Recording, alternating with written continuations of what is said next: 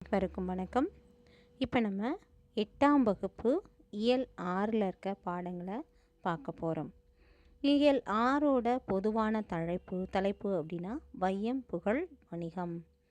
இந்த பாடப்பகுதியில் அதுவும் இந்த வீடியோவில் நம்ம பார்க்க போகிறது மழையோடைய சிறப்பு, மழை பெய்வதால் ஏற்படக்கூடிய வளங்கள் எப்படியெல்லாம் இருந்தது, ஒரு பகுதியில் மழை பெய்ஞ்சால் அந்த பகுதி எந்த அளவுக்கு வளமாக இருக்குது அப்படிங்கிறத பற்றியும், அடுத்த ஒரு பாடலில் மழை பெய்யலை அப்படின்னா அந்த பஞ்சநிலை, வறுமை நிலை எவ்வளவு கொடுமையான ஒரு விஷயமாக இருந்தது, அந்த மழையை வேண்டி, மழை பெய்ய வேண்டி எப்படியெல்லாம் கடவுள்கிட்ட முறையிட்டாங்க, அதற்காக அவங்க இருந்த நோன்பு என்ன அப்படிங்கிறதையும் 2 கவிதைகளில் பார்க்க போகிறோம். அடுத்ததாக நம்ம இலக்கண பகுதியாக புணர்ச்சி விதி அப்படிங்கிறத என்ன, புணர்ச்சினா என்ன அப்படிங்கிறத பார்க்க போகிறோம். இப்போ நம்ம முதல்ல பார்க்க போகிற கவிதை வளம் பெருகுக அப்படிங்கிற இந்த பாடப்பகுதியை நம்ம பார்க்குறோம். இதில் மழை வளம், மழை அப்படிங்கிறது இந்த உலகத்தை காக்கக்கூடிய உயிர்கள் அனைத்திற்கும் முக்கியமான தேவை. அப்படிங்கும்போது மழை தான் சொல்கிறோம் இல்லையா? அதை பற்றிய ஒரு நுழைமுன் பார்க்குறோம். மண்பதை காக்கும் மாபெரும் சிறப்பு மாமழைக்கு உண்டு. மண்ணின் பொழியும் மழை நீரே சத்தான வித்துகளை நித்தமும் முளைக்கச் செய்து உணவை தந்து உலக உயிர்களை ஊட்டி வளர்க்கின்றது.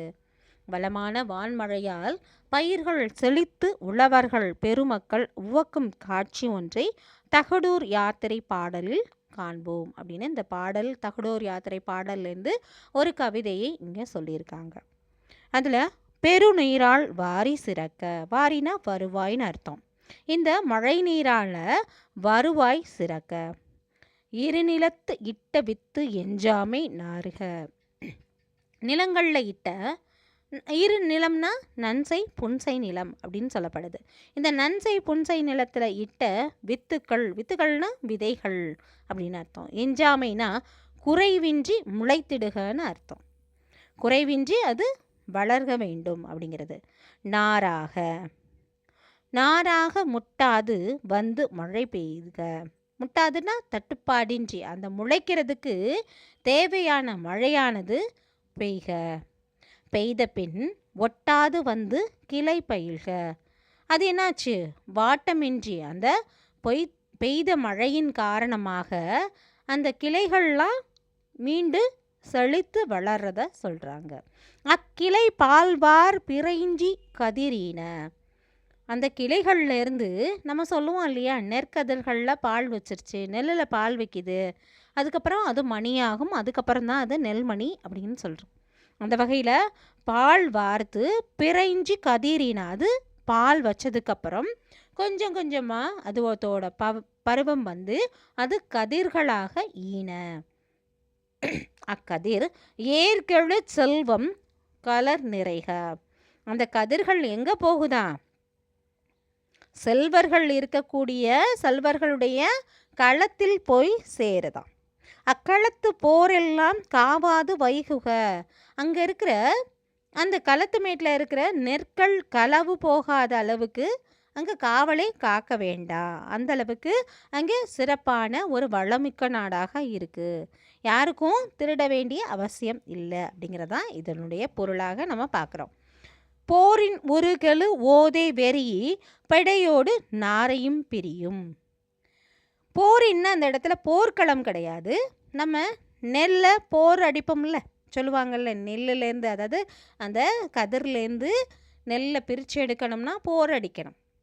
அந்த தாள்கள்லேருந்து அந்த நெல்மணிகள் தனியாக உதிர்ந்து அடிக்கக்கூடிய விதமாக அந்த நெல்லை அடித்து அந்த நெற்மணிகளை கீழே விழ வைப்பாங்க. அந்த போரினை உருகளும் போதை, அந்த மாதிரி அடிக்கும்போது ஏற்படக்கூடிய அந்த ஆறாவார ஒளி இருக்கு இல்லையா, ஓசை, அதை கேட்டுட்டு அங்கே நின்றிருந்த நாரையானது தன் பெடையோடு பிரியும். அந்த பெடையை மறந்து பயத்தில் பறந்து செல்லுதான், பிரிந்து பறந்து செல்லுது. அத்தகைய விளை வயல், அப்படிப்பட்ட விளையிறக்கூடிய வயல்கள் நிறைந்தது.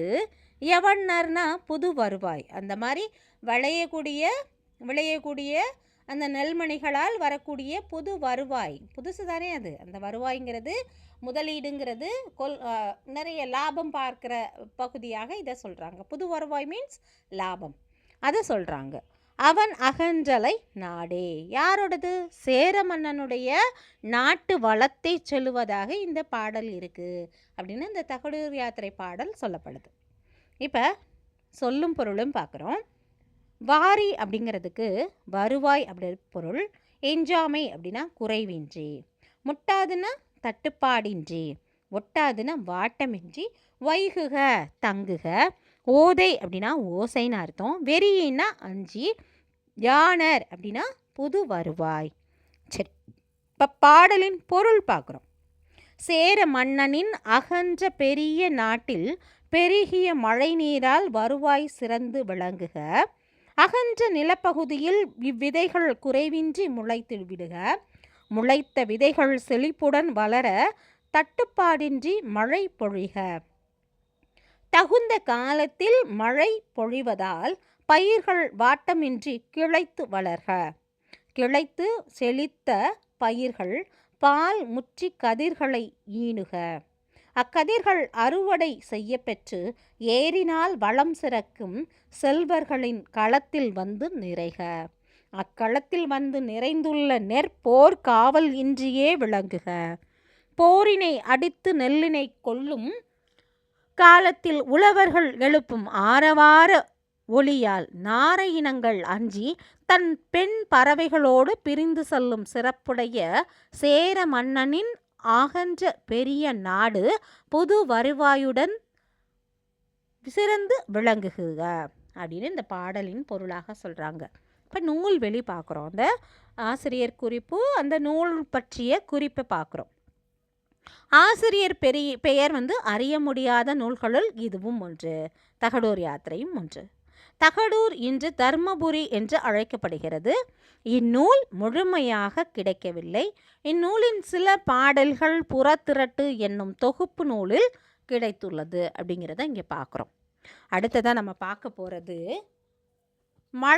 இப்போ மழை பெய்ததுனால பார்த்தோம். இப்போ மழை பொய்த்ததுனால என்ன துன்பங்கள்லாம் வரும், அதை எப்படி மக்கள் எதிர்கொள்கிறாங்க அப்படிங்கிறது இந்த பாடலின் வழி பார்க்க போகிறோம். இது மழைச்சோறு அப்படிங்கிற பாடலாக இடம்பெற்றிருக்கு. இது ஒரு நாட்டுப்புற பாடல். இதை எப்படி பாடியிருக்காங்க அப்படிங்கிறத பார்ப்போம். இது நாட்டுப்புற இலக்கியத்திலேருந்து வந்தாலும் இதை தொகுத்தவர் அப்படின்னு பார்க்கும்போது கௌரன் அப்படிங்கிறவர் இந்த பாடலின் பதிப்பாசிரியராக இருக்கிறார். வாங்க இந்த பாடலை பார்ப்போம். மழைச்சோறு. ஒரு நாட்டின் வளத்திற்கு அடிப்படையாக விளங்குவது மழை. இதை நம்ம இப்போ தான் பார்த்தோம். மழை பொய்த்து விட்டால் நீர்நிலைகளும் வற்றிவிடும். நாட்டில் பசியும் பஞ்சமும் தலைவிரித்தாடும். இத்தகைய காலங்களில் மழை வேண்டி மக்கள் வழிபாடு செய்வர். அத்தகைய வழிபாட்டின் போது பாடப்படும் பாடல் ஒன்றை அறிவோம் பாருங்கள் அப்படின்னு சொல்கிறாங்க. இப்போ நம்ம முன்னாடி பார்த்த கவிதை மழை பெய்யறதுனால எப்படியெல்லாம் வளம் வருது அப்படிங்கிறத நம்ம பார்த்தோம். இப்போ பார்க்க போகிற பாடல் மழை பொய்த்து விட்டால் என்னெல்லாம் நடக்கும் அப்படிங்கிறத இந்த பாடல் வழி பார்க்க போகிறோம். வாளியிலே மாக்கரைச்சு வாசலெல்லாம் கோலம் போட்டு, கோலம் கரையவில்லை கொல்ல மழை பெய்யவில்லை. வாளியிலே மாக்கரைச்சு வாசலெல்லாம் கோலம் போட்டு, கோலம் கரையவில்லை கொல்ல மழை பெய்யவில்லை. பானையிலே மாக்கரைச்சு பாதையெல்லாம் கோலம் போட்டு, கோலம் கரையவில்லை கொள்ளை மழை பெய்யவில்லை. கல்லு இல்லா காட்டுல தான் கடலை செடி போட்டு வச்சேன், கடலை செடி போட்டு வச்சோம் கடலை செடி வாட வாட ஒரு கனத்த மழை பெய்யவில்லை. கல்லு இல்லா காட்டுல தான் கடலை செடி போட்டு வச்சோம், கடலை செடி வாட வாட ஒரு கனத்த மழை பெய்யவில்லை. முள்ளு இல்லா காட்டுல தான் முருங்கை செடி நட்டு வச்சோம், முருங்கை செடி வாட வாட ஒரு முத்து மழை பெய்யவில்லை. முள்ளு இல்லா காட்டுல தான் முருங்கை செடி நட்டு வச்சோம், முல்லைச்செடி வாட வாட ஒரு முத்து மழை பெய்யவில்லை. கருவேலம் காட்டுல தான் கனமழையும் இல்லாமே, கருவேலம் காட்டுல தான் கனமழையும் இல்லாமே, கருவேலும் பூக்களையே கமகமண்ணு மணக்கலையே. கருவேலங்காட்டில் தான் கனமழையும் இல்லாமே கருவேலும் பூக்களையே கமகமனு மணக்கலையே. காட்டு மல்லி வேலியிலே கனமழையும் இல்லாமே காட்டு மல்லியும் பூக்களையே காத தூரம் மணக்கலையே. காட்டு மல்லி வேலியிலே கனமழையும் இல்லாமே காட்டு மல்லியும் பூக்களையே காத தூரம் மணக்கலையே. மானத்தை நம்பி நாங்கள் மக்களைத்தான் பெற்றெடுத்தோம். மானத்தை நம்பி நாங்கள் மக்களைத்தான் பெற்றெடுத்தோம். மானம் செய்த பாவமுங்க மக்க பசி தீரலையே. மானம் செய்த பாவமுங்க மக்க பசி தீரலையே. கலப்பை பிடிக்கும் தம்பி கைசோர்ந்து நிற்கிதம்மா. கலப்பை பிடிக்கும் தம்பி கைசோர்ந்து நிற்கிதம்மா. ஏற்ற இறக்கும் தம்பி ஏங்கி மனம் தவிக்கிதம்மா. ஏற்றம் இறைக்கும் தம்பி ஏங்கி மனம் தவிக்கிதம்மா. இந்த மாதிரி 3-4 நாட்கள் பாட்டு பாடி வழிபாடு செய்கிறாங்க. அப்பையும் மழை பெய்யலை அப்படிங்கவும் அவங்க எங்கே போகிறாங்க அப்படின்னா காட்டுக்கு போகிறதுக்கு முடிவு பண்ணிட்டாங்க. கண்மணியே பெண்டுகளே கனத்த மழை பெய்யவில்லை. கதறி அழுதுவிட்டோம் கடிமழையும் பெய்யவில்லை. கண்மணியே பெண்டுகளே கனத்த மழை பெய்யவில்லை. கதறி அழுதுவிட்டோம் கனமழையும் பெய்யவில்லை. மண்ணு வறண்டும் நம் மாரியாத்தா இறங்கலையே. வாடிகளா பெண்டுகளா நாம் வனவாசம் சென்றிடுவோம். இந்த மாதிரி பாடிக்கிட்டே சோறு வாங்கி பானை அகப்பை பழைய முறம் இதெல்லாம் தலையில் ஏற்றிக்கிட்டு ஊரை விட்டே வெளியேற போகிறாங்க. அப்போது மழை பெய்ய தொடங்குதான். இவ்வளோ கஷ்டப்பட்டு எல்லாம் அவங்க வெளியில் போகும்போது மழை பெய்ய போகுதாம். பேயுதையா பேயுது பேய்மழையும் பேயுது. ஊசி போல காலிறங்கி உலகமெல்லாம் பேயுது. பேயுதையா பேயுது பேயு மழையும் பேயுது. ஊசி போல காலிறங்கி உலகமெங்கும் பேயுது. சிட்டு போல மின்னி மின்னி சீமையெங்கும் பேயுது. சீமையெங்கும் பேஞ்ச மழை செல்ல மழை பெய்யுது. அப்படின்னு மழை பெய்கிறத ஆனந்த களியாட்டமாக இங்கே பாடுறாங்க. அந்த வகையில் இந்த பாடலை பார்க்குறோம். இங்கே தெரிந்து தெளிவோம். இதுக்கு உரை அப்படிங்கிறது நம்மளுக்கு தேவை கிடையாது. நம்ம படித்தோம்னாவே எளிமையான ஒரு பாடலாக இது இருக்குது. அதை நம்ம பார்க்கலாம். தெரிந்து தெளிவோம் அப்படிங்கிறதுல கூடுதலான ஒரு செய்தி சொல்லியிருக்காங்க. மழை பெய்யாமல் ஊரில் பஞ்சம் ஏற்படும் காலங்களில் சிற்றூர் மக்கள் ஒவ்வொரு வீடாக சென்று உப்பில்லா சோற்றை ஒரு பானையில் வாங்குவாங்களாம். ஊர் பொது இடத்தில் வைத்து அச்சோற்றை அனைவரும் பகிர்ந்து உண்பார்களாம்.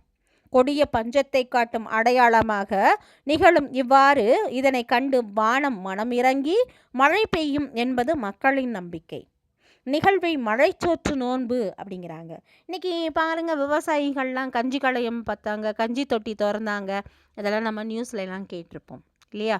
அதுபோல தான் இது ஒரு நோன்பாக அன்னைக்கு செயல்முறைப்படுத்தியிருக்காங்க. நூல்வெளியை பார்க்குறோம். பழந்தமிழரின் வழிபாட்டு மரபுகள் என்னும் நூலில் உள்ள கொங்கு நாட்டு மழைச்சோற்று வழிபாடு அப்படிங்கிற ஒரு கட்டுரையிலிருந்து இப்பாடல் எடுத்து கூறப்பட்டுள்ளதாக சொல்லியிருக்காங்க. நூலின் பதிப்பாசிரியர் யாருன்னா கௌரன் அப்படிங்கிறவரை சொல்கிறாங்க. சரி, வாங்க அடுத்த பகுதிக்கு போகலாம். இப்போ நம்ம பார்க்க போகிறது இலக்கண பகுதி, புணர்ச்சி. இலக்கண பகுதியில் புணர்ச்சியை பார்க்க போகிறோம். அது என்ன அப்படின்னு பார்க்குறோம். இப்போ புணர்ச்சி அப்படின்னா என்ன? புணர்ச்சினா 2 சொற்கள் இணைந்து உருவாவதற்கு பேர். 2 சொற்களை சேர்த்து சொல்லும்போது அது சேர்ந்து ஒழிக்கும் இல்லையா? அதுக்கு பேர் தான் புணர்ச்சி. இப்போ எளிமையாக சொல்லப்பட்டது. இப்போ நம்ம இந்த பாடத்தில் பார்க்குறோம். தமிழ் தனியாக ஒரு சொல்லாக கொடுத்துருக்காங்க. அதே அமுதம் அப்படிங்கிறத ஒரு சொல்லாக கொடுத்துருக்காங்க. தமிழ் அமுதம் ஆகிய 2 சொற்களையும் சொல்லி பாருங்கள். தமிழ் அமுதம் என்று ஒழிக்கிறது அல்லவா? இவற்றில் முதலில் உள்ள சொல்லை நிலைமொழி என்றும் அதனுடன் வந்து சேரும் சொல்லை வருமொழி என்றும் கூறுவர். இவ்விரு சொற்களும் சேரும்போது நிலைமொழியில் இறுதி எழுத்தும் வருமொழியின் முதல் எழுத்தும் இணைகின்றன. இவ்வாறு நிலைமொழி ஈரும் வருமொழி முதலும் இணைவதை புணர்ச்சி என்கிறோம். இரண்டு சொற்கள் இணையும் போது முதல்ல சொல்கிறோம் இல்லையா, முதல்ல சொல்லப்படுற வார்த்தையோட கடைசி எழுத்தும் இரண்டாவதாக சொல்லப்படுற எழுத்தோட முதல் எழுத்தும் மாறும், கெடும், பிரியும். இந்த வகையில் இது போல வரும்போது அது புணர்ச்சி. இரண்டும் சேர்ந்து ஒழிக்கும் போது ஏற்படக்கூடிய ஒரு மாற்றம், அதை சொல்கிறாங்க, புணர்ச்சின்னு சொல்கிறாங்க. இது நிலைமொழி ஈறு வருமொழி முதல் அப்படிங்கிற இரண்டும் இணைவதால் தான் இது வருது அப்படிங்கிறாங்க. இப்போ நிலைமொழியின் இறுதி எழுத்து உயிர் எழுத்தாக இருந்தால் அது உயிரீற்று புணர்ச்சி எனப்படும். இப்போ சிலை கூட்டல் அழகுன்னு வருது. சிலை அப்படிங்கிறதுல லை அப்படிங்கிறது நிலைமொழி தான் சிலை, வருமொழி அப்படிங்கிறது அழகு. சிலை அப்படிங்கிறதுல லை அப்படிங்கிறது இல் கூட்டல் ஐ அப்படிங்கும்போது ஐ உயிர் எழுத்தாக இருக்குது, அது உயிரீற்று புணர்ச்சி அப்படின்னு சொல்கிறாங்க.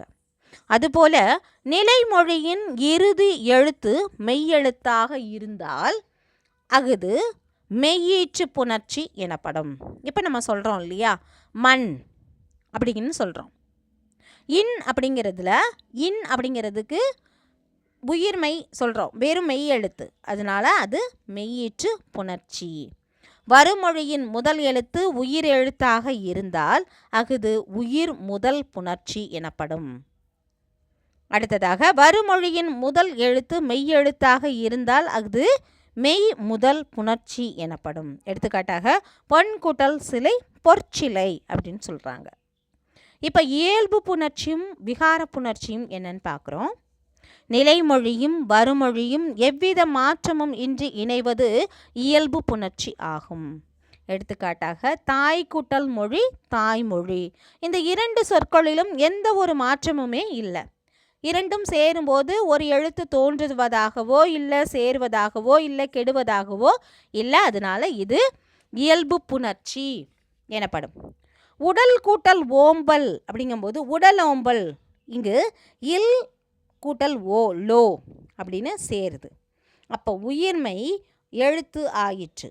புதிய எழுத்து எதுவும் தோன்றவோ வேறு எழுத்தாக தோன்றவோ திரியவோ மறையவோ இல்லை.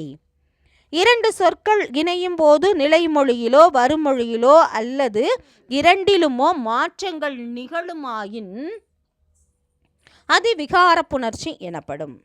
விகார புணர்ச்சி தோன்றல், திரிதல், கெடுதல் என மூவகைப்படும். நிலைமொழியும் வருமொழியும் இணையும் போது புதிதாக ஓர் எழுத்து தோன்றுவது தோன்றல் விகாரமாகும். அதாவது தமிழ் கூட்டல் தாய் அப்படின்னு சேரும்போது இத்து அப்படிங்கிறது தமிழ் தாய் அப்படின்னு சொல்கிறோம். இந்த இத்து அப்படிங்கிறது தோன்றல், இதுக்கு பேர் தோன்றல் விகாரம். நிலைமொழியும் வருமொழியும் இணையும் போது ஒரு எழுத்து வேறு எழுத்தாக மாறுதல், அது என்னன்னு சொல்கிறோம், வில் கூட்டல் கொடி இல்லு இப்போ இறாக மாறிடுச்சு, அது என்னது திரிந்துருச்சு, அதனால இது என்னது திரிதல் விகாரம். நிலைமொழியும் வருமொழியும் இணையும் போது ஒரு எழுத்து மறைவது கெடுதல் விகாரம், காணாம போயிடுச்சு, அதனால அது கெடுதல். மனம் கூட்டல் மகிழ்ச்சி, அந்த இம் காணம் பார்த்தீங்களா, மகரம் காணம், அப்போ மன மகிழ்ச்சி அப்படின்னு சொல்கிறாங்க. அடுத்ததான் நம்ம பார்க்க போகிறது இரண்டு சொற்கள் இணையும் போது ஒன்றுக்கும் மேற்பட்ட விகாரங்கள் நிகழ்வதும் உண்டு. எடுத்துக்காட்டாக நாடகம் கலை, நாடகம் கூட்டல் கடை நாடக கலை அப்படின்னு சொல்லும்போது நாடகம் அப்படின்னு சொல்கிறோம். அந்த இடத்துல மகரமானது கெட்டு புதிதாக ஒரு எழுத்து தோன்றி இருக்கு, அது என்ன இக்கு அப்படிங்கிற மகரம், நாடகம் இம் கெட்டு இக்கு அப்படிங்கிற மெய் எழுத்து தோன்றியிருக்கு. இங்கு கெடுதல் விகாரத்தின்படி நிலைமொழி ஈற்றிலுள்ள மகர மெய் மறைந்து தோன்றல் விகாரத்தின்படி இக்கு என்னும் மெய்யெழுத்து தோன்றியது அப்படிங்கிறத இங்கே சொல்கிறாங்க. அப்போ எத்தனை விதமாக சொல்கிறாங்க, ஒரு எழுத்து தோன்றும்போது புணர்ச்சியில் தோன்றல், தெரிதல், கெடுதல் அப்படிங்கிற விகார புணர்ச்சி 3 விதமாக நடைபெறும் அப்படிங்கிறத பார்த்தோம். நன்றி, வணக்கம்.